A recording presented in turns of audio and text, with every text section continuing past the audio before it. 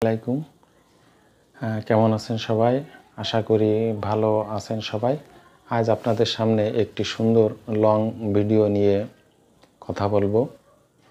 সেটা হচ্ছে আপনার সন্তানের মেধা বিকাশে কি করবেন, আপনার সন্তান কোথায় যাচ্ছে, কীভাবে মেধার উন্নয়ন ঘটানো যায়।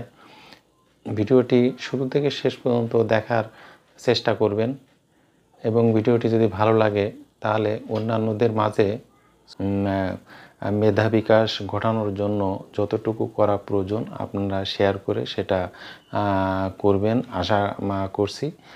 তা এখন বর্তমান আমাদের যে সমাজে যেটা প্রচলিত আছে যে আসলে আমাদের এখন কোয়ালিটির বাদ দিয়ে কোয়ান্টিটির বাড়ানোর জন্য আমরা সবাই সকল ছেলে মেয়ে আসলে সে তার বেসিক কতটা কি হচ্ছে এদিকে আমরা কখনোই না তাকিয়ে শুধুমাত্র তার রেজাল্ট কিভাবে ভালো করা যায় সেইটা আমরা সবসময় উদগ্রীব হয়ে আছি এবং ব্যতিব্যস্ত হয়ে সেভাবে কাজ করছি।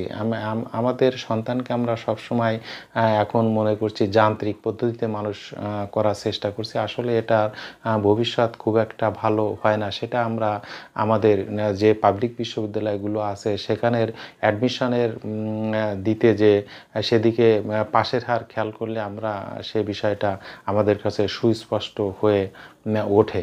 তাই আমরা আমাদের সন্তানকে সবসময় মেধা বিকাশ ঘটানোর জন্য আমরা তারা প্রতিদিন কোথায় যাচ্ছে কি করছে এদিকে আমরা খেয়াল রাখব এবং সে যাতে নিয়মিত স্কুলে কলেজে বা বিশ্ববিদ্যালয়ে যেখানে যে লেভেলে পড়াশোনা করে সেই লেভেলে সেইখানে সে ঠিকমতো যাচ্ছে কিনা এটা আমরা তদারকি করব এবং কাদের সাথে মিশছে সেটাও আমরা খেয়াল করব। কারণ আমাদের বর্তমান সমাজে অনেক ধরনের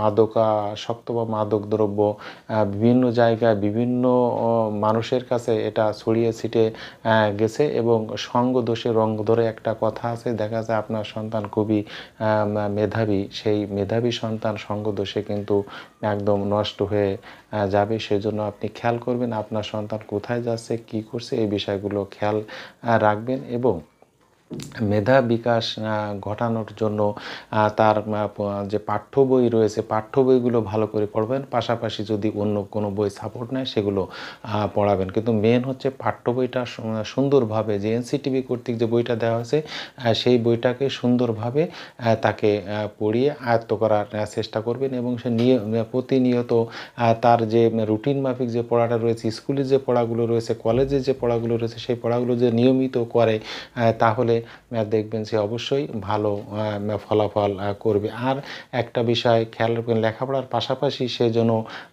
তার শরীরকে গঠনের জন্য রোগ প্রতিরোধ ক্ষমতা বাড়ানোর জন্য কিছু সময় তাকে খেলাধুলার পিছনে শরীরচর্চার পিছনে বা একটু টিভি দেখার পিছনে এই যে সব বিনোদন যে কার্যক্রমগুলো আছে সেদিকে খেয়াল রাখবেন এবং যে ইন্টারনেট মোবাইল সংযোগ এই যে ডিভাইসগুলো আছে এই ডিভাইসগুলো থেকে যতটা পারা যায় দূরে রাখার চেষ্টা করবেন। তাহলে দেখবেন আপনার সন্তান অবশ্যই একদিন আপনার তথা দেশের মুখ উজ্জ্বল করবে। ধন্যবাদ সবাইকে।